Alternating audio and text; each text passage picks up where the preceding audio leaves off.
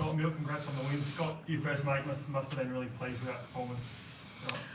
Yeah, I mean, it was more what we expect from ourselves in general. I've told these guys throughout, and every coach says the exact same thing when the season starts. You have to defend, and if you want to advance into the playoffs and have a chance to do that. And we came back and kind of showed our colors a little bit better here, and I thought we did a good job of following the game plan, and guys were into what we were doing, and to start off obviously at home in this situation and to defend the island was our number one goal coming in here, obviously, and to start the season with a home victory is obviously really nice. Plenty of positives to take out of it, but given that you gave up 101 points last week, to cut that margin back to 72 this week, you must have been really happy on the defensive end. Yeah, I thought, last week we got into a pace of a game that I think is not just going to be winnable for us most nights, but they made some great shots up in Perth, and we did a halfway decent job of contesting some shots, but we flipped the ball around also, which led to that score. And we continue to have to grow through this process, and we have new guys being incorporated in and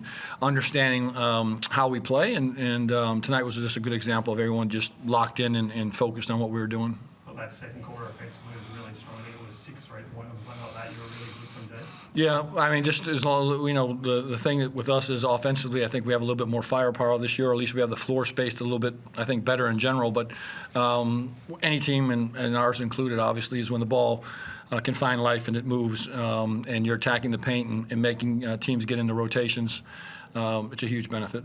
I think on next year, I thought he really led from the front, especially in that second. I think it was something like 10 or 11 points to really get you back into the game.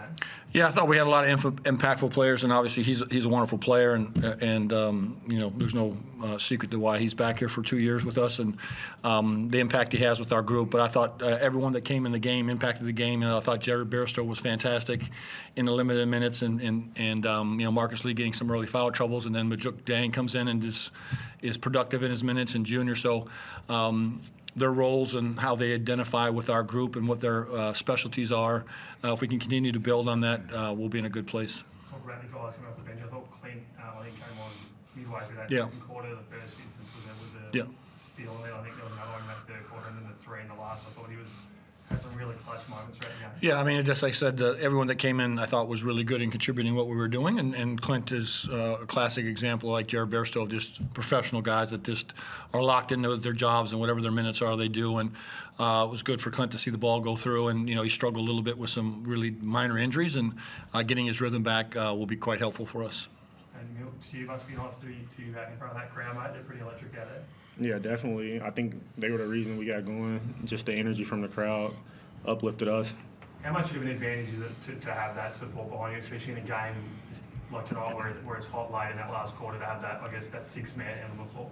It's a huge advantage. If you look at the free throw count, there was a couple hungry Jacks out there, so little small things like that help us out.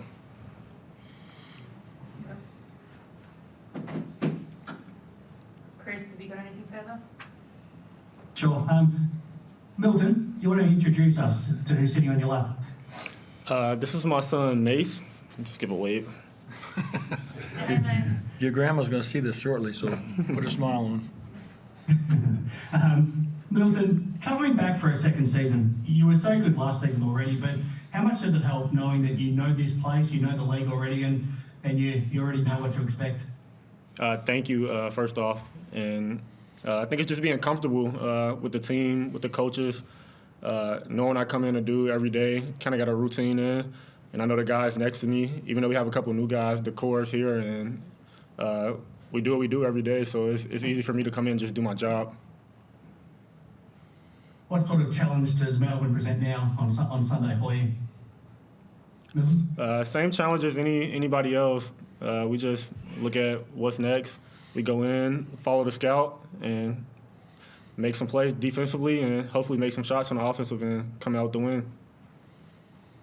What are your thoughts on Melbourne on Sunday, Scott?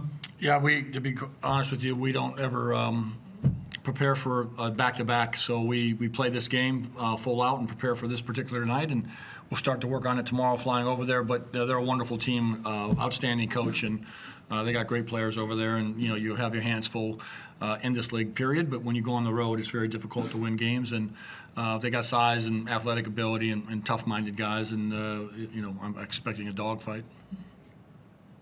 Thank you very much, guys. Thanks, Chris. Thank you. All good. Thanks, guys. All right. Thank you. Have a good evening. Thank you.